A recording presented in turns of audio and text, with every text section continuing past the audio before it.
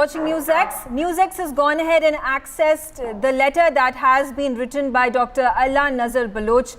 He is the godfather of the Baloch Liberation Front, the man who's gone ahead and spearheaded the Baloch Liberation Front. He has been fighting for the independence of the Balochis from Pakistan from the 7-decade-long atrocities meted out by the Punjab generals and ISI in Pakistan, as well as the Chinese, who have parallelly been persecuting the minority Uyghur population systematically in their land, which is mostly concentrated in Xinjiang province of the mainland. Now, in a letter to the OIC, Dr. Allah Nazar has sought recognition of the Baloch people as observer in the organization. He has also sought the OIC to go ahead and fight the oppression and win back the independence of the Balochi people in Pakistan. We'll discuss this entire matter minutely. There are a number of guests who join me on the broadcast. Major General Shashi Asthana, he's a defense and strategic expert. Pramit Pal Chaudhary, Foreign Affairs Editor, Hindustan Times. Sumit Peer, political analyst. And Joyita Basu, who's the editor of the Sunday Guardian, join me on the broadcast. Joyita, coming first to you. How do things stand when it comes to the Balochi people? They have been raising this issue for decades and decades together. This time around, they have pleaded their case to the OIC. Well, Megha, I mean, I don't think anything will really come out of it, because Pakistan is still, I mean, in spite of whatever India kind of forays that India has made into the OIC, and at least Pakistan is not able to, corner India so much. I mean, at least India-related issues, when it has been trying to raise India-related issues in OIC. But the fact is, you see, the Baloch, these people do not have that kind of standing in the OIC. So I think it is more of a, statement than, I don't think they're really expecting to achieve much out of it. Okay. Yes, if some of the Islamic countries come out in support of them, which I doubt, I think it's more of a statement. Okay, all right. Shashi Asthana, if you could come in over here, and do you think this is just a statement? Perhaps nothing would come out, as Joyita is saying, or do you think that the time is right and iron should be struck at this point in time, especially when relations between India and OIC are becoming warmer? We have to see the sequence of event in which it is happening. You see, a few days back, Pakistani military posts had to almost vacate there because the Baluchis protests were so strong, and the kind of stone pelting and the kind of sloganeering and all other things happened. The Pakistanis found it difficult. Similarly, there has been also a case of MQM leader trying to take the Baloch cause and telling US Congress to take it up. Also, if you see, there have been a few other activities which have happened connected with that. Considering all in context, the important thing is that certainly it is a voice. The need of Balochistan for their independence is certainly there, and as India, we should certainly support that. Balochis are not only in Pakistan. You imagine in Pakistan, 46% of land is with Balochis and the population is just 3.6%. People have been persecuted, people go missing, people have been, the women have been raped, and all kinds of atrocities have been done on them. The other pockets, that is the northern pocket of Iran and the southeastern pocket of the Afghanistan. Now that is also an area of Balochis, so that is what is called as Greater Balochistan, which they all keep talking about the independence part of it. But considering Balochis are also not the only minorities who are being persecuted in Pakistan. Now, if you recall, a little earlier, there was also a talk that they have launched protest against Chinese as well. Now, Balochis find that their exploitation is reaching a limit which is not tolerable, because now Chinese are also there, they are also exploiting, their minerals are being taken away, they are not being given the kind of facilities which were promised by CPEC, and therefore for CPEC to be effective, Baluchis are being sidelined, and their fight is for their just requirements as far as their land is concerned. So independence is one issue which certainly they want to flag, and they are writing to OIC, even if it doesn't get them an observer status, but certainly it is to wake up the OIC that some things are happening in Xinjiang, and all of you keep talking about organization of Muslim countries, and you keep talking about Muslims, but nobody speaks when it comes to Xinjiang, except one odd country which has spoken against the persecution of Uyghurs in Xinjiang. So it is a wake-up call to them, right. And I think OIC needs to be woken up on this issue. OIC needs to be woken up and shaken up. Sumit Peer, if you could come in on your systematic persecution of their women, Balochi women, abduction of their men, and then systematically killing them, cultural desecration for 7 decades and more. High time the world woke up. Absolutely, Meghaji. First of all, you have picked up a very great issue for the debate, because it is the time for not only us but the global media and people like you to bring up these issues to the national forum and international forums, because these people have been suffering for 70 years. Nobody is bothered about them. Pakistan army has quote unquote used helicopter gunships against them. They have dropped people from aeroplanes or helicopters on the ground. They have raped their women. Now, there are few things which have recently changed. Look at past 48 hours. 10 posts of Pakistan army dismantled. Generals have started taking more of charge because Imran Khan is getting weak. Balochistan, what Astana Sahab rightly said, is very small population but controls more than 70% of the mineral wealth of Pakistan. That CPEC road passes through Balochistan. China is increasing its, the way they are building, the pace they are building their naval base in Gwadar, that's a concern. That means PLA and the reinforcement movement. Another aspect is they are building a high security compound, which is basically ammunition dump in Gwadar. And again, these people are related. Then there's one more, atrocity which is committed against the Balochistan people, because we know China has said that they will move 10 lakh people, 1 million people the moment Gwadar gets active fully. And we have all seen that story of Chinese dulhas. Now, Chinese dulhas were Pakistani girls, which are these unfortunate Pakistani girls, and they are not dulhas. And I don't want to use demeaning language of the nationality, but you all know what I imply. Now, these are Chinese men literally picking up these Baloch girls in the name of marriage and keeping them in a very, at a very disfigurate situation and things. So now the atrocities has crossed the limits. They have rightly raised it at OIC. It is our duty as a wealthy and not a wealthy, I would say as a responsible neighbor, that we should support Balochistan, because Balochistan is a problem which is in our neighborhood. It is there for 70 years. We should raise our concerns as India at whatever level. We should give political asylum to the people who are running the Balochistan Liberation Front or BLA, whatever you call it. They want to run an office from Delhi. Please give them space to run an office from Delhi and let the world know how Muslims in Pakistan are unsecure, because Balochis are again Muslims. How unsecure are Muslims in Pakistan, and this Pakistan is going and championing the cause of Muslims. They are using, helicopter gunships. They are using all kinds of atrocities. And now, literally, this Chinese dulha, what the hell is this? Right, this absolutely. is what is being done to the own Muslims. That's a point. In That's a point well raised over here, and China obviously is in collusion with Pakistan in meting out atrocities against the Balochis, or we talk about Uyghurs in Xinjiang, and then East Turkestan wanting independence from China. And this is a whole lot of chaos that is happening when it comes to the two nations together. But Pramit, come in over here. Human rights violations is one thing, and that's the peg, that's the linchpin we can actually take forward to put in our cause. But strategically as well, it becomes very, very important and crucial for India to take the Balochis' cause over here.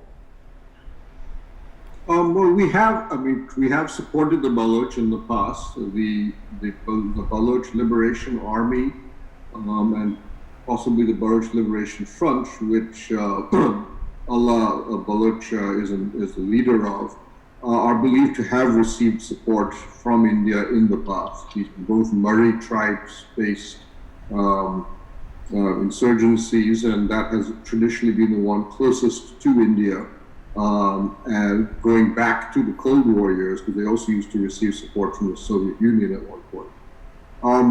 And because neither of them are Islamicists, they tended to be left-wing / nationalist, we have been more comfortable in working with them. We no longer provide direct support, from my understanding, to such groups, largely because it allows the Pakistani military to discredit in the eyes of other Pakistanis. However, other countries in that same neighborhood, whether Iran or Afghanistan, and others do provide them. And that has been the preferred method by which India has worked with them, is to allow these other countries to provide them assistance. So that's been there, but you're right. I think the real issue is not so much as how much we can support them directly, because that tends to backfire against them, but how much we can raise the Baloch, the persecution of the Baloch and their cause in other nations and other parts of the world. In fact, if I could take my audiences through this letter that has exclusively been accessed by our channel on NewsX, and this is the letter that has been written by the godfather of the Baloch Liberation Front, and it has been addressed to the Secretary General of the Organization of Islamic Cooperation. And important pointers, if I could just pick out from here. He's gone ahead and said, first of all, that OIC has gone ahead and time and again tirelessly fought for the rights of the oppressed people across the world, including the struggle of the Palestinians, including the Moro National Liberation Front, and again likewise for the Turkish people as well. Back in 1979, it has raised its voice. So when it comes to the oppressed Baloch people of the Pakistani occupied Balochistan, the approach to OIC is the people have been colonized and oppressed for more than 7 decades, and they have suffered innumerable inhuman crimes at the hands of the colonial army and intelligence services of Pakistan. Obviously a direct reference to the Punjab generals who are living in Sindh. And then also the ISI, they've gone ahead and said that the Chinese who've occupied the eastern Turkestan and are the oppressors of the Uyghur people are aiding the loot of the resources, the huge minerals and hydrocarbons that are found in large quantities in Balochistan, and oppression of the people of the defenseless Balochistan constantly under the boot of the nuclear armed Pakistan. He's also gone ahead and said and written to the Secretary General of the OIC, he said, in fact, Balochistan occupies half of the overall territory of Pakistan, 2/3 of its coastline and most of its important naval ports, including the very, very crucial and strategic Gwadar port. Now, and Balochistan is the most resource-rich region under Pakistan that abounds in hydrocarbon reserves and several other minerals. However, this wealth is being systematically looted by the Punjabis and the Chinese masters, leaving us with the worst education, health, employment indicators in the entire country. And then he also raises this big important point of the coronavirus 19 pandemic spread and how the Balochis, the 6.9 million people that have now been left in that huge expanse of land in Pakistan, they've been left to ourselves with no support. In fact, we continue to be targeted by the Pakistani murderous intelligence services and the mercenary army. Joyita, coming over here, so many points that can be raised. Yes. And High Time India took this up and raised this up. They have been going to the UNSC and other international bodies, now the OIC. We need to raise this up. We need to create more awareness about this. Megha, something very, now that you read out the letter, something very interesting about the letter, and when you look at it in the context of OIC, it becomes all the more interesting, primarily because you see, whenever OIC has been talking about oppression of Muslims, it has been only talking about Kashmir. Okay, absolutely. And this letter very significantly does not use the K word even once, does it? I mean, at least from whatever you read out, I did not hear Kashmir word even once. So if you, and it is very interesting because what it has done, it has exposed the hypocrisy of the OIC. Never talks about Muslims, which, you know, all the problems that, the kind of oppression that is going on over in Pakistan, also Muslim groups, you know, belonging to different sects and all, and even other, all the problems that you mentioned. You see, OIC never takes them up. OIC keeps talking about Kashmir, Kashmir, Kashmir. So this is a letter, this is a very good way of exposing the OIC as well.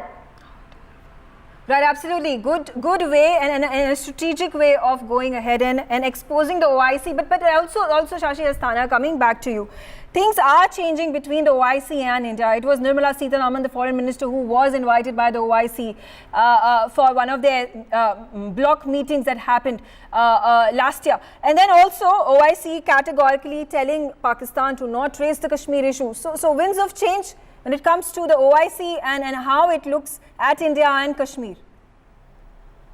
See, in the long-term perspective, I must say that we need to sell our Muslim cause as well. We are the second largest Muslim population in the world. There is no reason why we should not be part of OIC, but certainly that's a issue for a much later stage, and it's a larger connotation as far as the strategic issues are concerned. But some more issues I would like to flag. One is Pakistanis have left Baluchis to fight coronavirus for themselves. Yeah. There is no hospital whatsoever. There is no aid whatsoever. Secondly, you see a lot of Western countries have given asylum. Bukti is staying in Switzerland. There are a whole lot of other leaders who are staying in West. Somebody in Germany, somebody in Austria, and then USA and things like that. So certainly, if Baluchis want some help, if we can give it to Palestinians, why not Baluchis? So from that logic, I think even a direct permission to open an embassy or open some kind of, shall we say, office, government in exile, I think it can be done. That's doable. And I don't think that is going to ruffle very many feathers. And even if so, then so be it, because enough feathers have been ruffled as far as Kashmir is concerned by so many people. So let them also see that yes, we can also take a similar kind of action. I don't propagate militancy and I don't propagate terrorism in any part of the world, but certainly there are so many things short of terrorism in terms of moral support for genuine fights of the genuine oppressed. I think that can be taken. Sumit Peer, you want to come in on this? Megha when you look at the letter, couple of things which come up first here is that what Javeda ji rightly said, no Kashmir is mentioned. Secondly, the most important thing is it openly talks about the Chinese loot. It talks about Pakistan army, which I always say is a jihadi force, a Wahhabi, Sunni, jihadi militia. Don't call it army. Don't demean the army. Army is not like that. So that is the point number two. This talks about the systematic oppression of the Baloch people. This talks about looting their minerals. This talks about the Gwadar. Gwadar is a very, very strategic issue for us because Gwadar is stone's throw from us. And if we have Chinese naval base coming up there, we have Chinese ammunition dumps coming up there, that is the utmost concern to us. And there is a buffer between India and Pakistan. So in the long run, I will propagate my theory that we have to break Pakistan into two. We have to do whatever it takes to get very, very close to these Baloch people so that that part of the Chinese influence can be reduced for us substantially. And one more thing which comes to the light is that OIC has been always talking of the word Kashmir, but they are very silent on these Balochis, which are again Muslims. Uyghurs in China are Muslims, their words are tight-lipped. And as far as their winds of change are concerned with us, there are three major oil buying markets in the world. One is US, which is now oil independent, they don't import oil. Second is China, which has stocked up for 1 year of oil. Second biggest market, or the number two biggest buyer of oil in the world, is India. And these OIC people very well understand that they better start respecting us because we are their second biggest or the buyer of the oil in the world. And we are growing at the fastest growth of economy. We are the highest fastest growth of economy. Our oil demands are going to go up. And unfortunately, we don't have a natural oil with us. So they have to start respecting the economic wealth and might of India. And let me tell you, ma'am, we are not a Syria, Sudan, or a Algeria who is anyway bothered but what OIC says. And passing those sermons on Kashmir and giving us lectures on sermon on Kashmir is useless. Let them go and go do that to China and do that to Pakistan. We are the third most powerful army and the navy or the military in the world. We do not need, lectures from any oil producing union of countries. Their business is to produce and sell oil. Let them goddamn produce and sell oil and stop meddling into internal affairs of India, because we should send a very unequivocal message. We are not going to tolerate any interference. And last point, I've been always saying, give asylum to Baloch people. These people who are fighting the Balochistan cause, give them political asylum here. send the message to the world that we mean business. What General Asana rightly said, a limited government or office or from Delhi, because you have to tell the world, you have to prove to the world that Muslims, Pakistani Muslims, which are Baloches, or Baloch Muslims are not safe in Islamic Pakistan. They are much, much safer in a democratic India. This is the message the world should know, see, and we should make sure the whole world knows it. And they should be freely led to operate in Delhi. Not all people, all those tragic people who need political asylum. We have to send a very, very strong message to Pakistan and OIC. And anybody who supports terrorism or anybody who thinks that India can be, brushed aside. We are not Syria and Sudan. Let that message go very, very clear. Third most powerful economy and the military in the world. You better start respecting us. Right, better start respecting us, and showing support to the Baloches is going to go ahead and give us fruits later on. That's a sure thing. Pramit, you want to come in over here? Well, I think I agree with everybody. I think the OIC needs to be shown up for what it is, a largely empty, hollow organization riddled with hypocrisy, not only because of its silence on China. It has actually praised China in the past for its handling of its minority policy.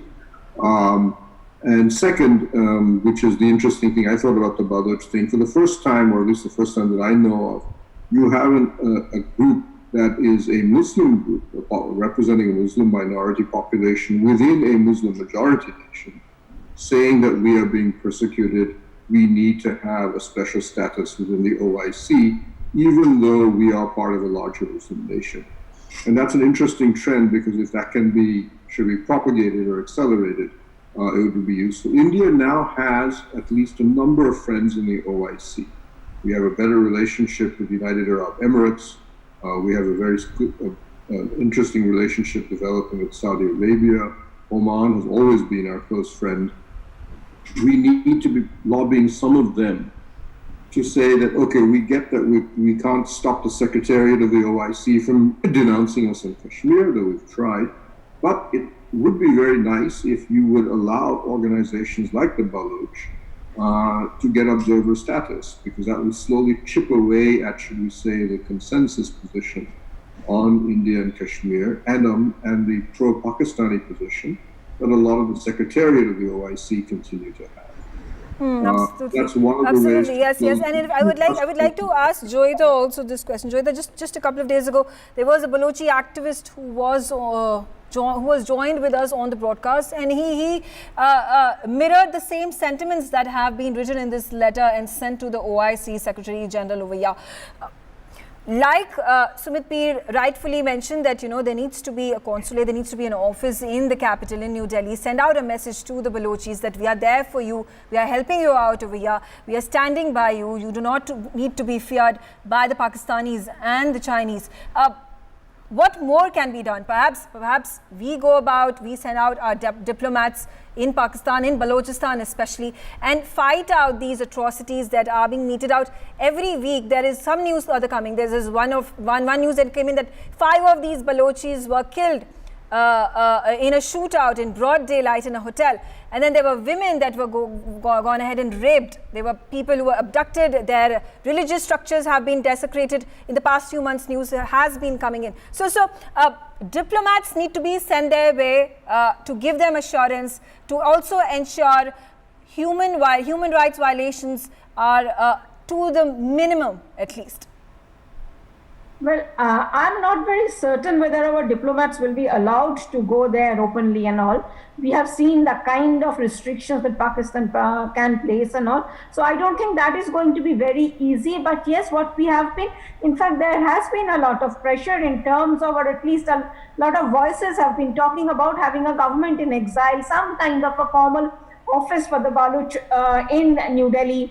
And that would itself send out a huge message, but I don't know. Perhaps what has been happening is, so we also have not been going out, although we have been saying we are talking about the Baloch cause and all that. We have not really pursued that path, and that path is a good way of sending a message. Having said that, there is also some confusion about the leadership of the Baloch movement, or rather movements. There are several people there, several leaders there, I think there is a lot of factionalism over there also. So they also need to sort it out. There is no overpowering figure, like say someone like the Dalai Lama, that becomes much easier. Of course, there are very important people, but there are several important people, or at least 2-3 more important people. That's a good point. That's a good point. Yes.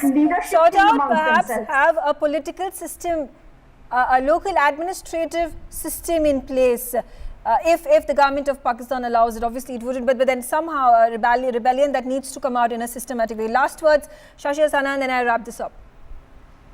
Certainly, the Baloch cause is an important cause. Strategically, also, it makes sense for us.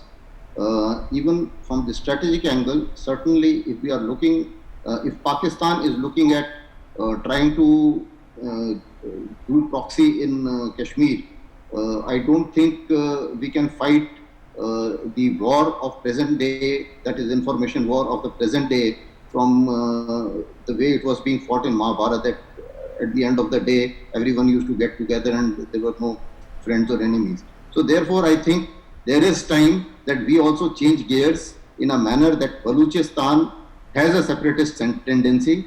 Balochistan has a problem. Balochistan is genuinely persecuted. Balochistan can separate out from Pakistan, and it does weaken Pakistan. And if Pakistan is leaving no stone unturned to weaken us, I don't think there is any harm in we also playing our cards in the manner in which they are supposed to be played in politics. And as Chanakya had mentioned during his time, same quotes are available valid today as well. All right. I thank all my guests for joining me on the broadcast, and thanks for watching. For more such videos, subscribe to the NewsX YouTube channel, hit the bell icon.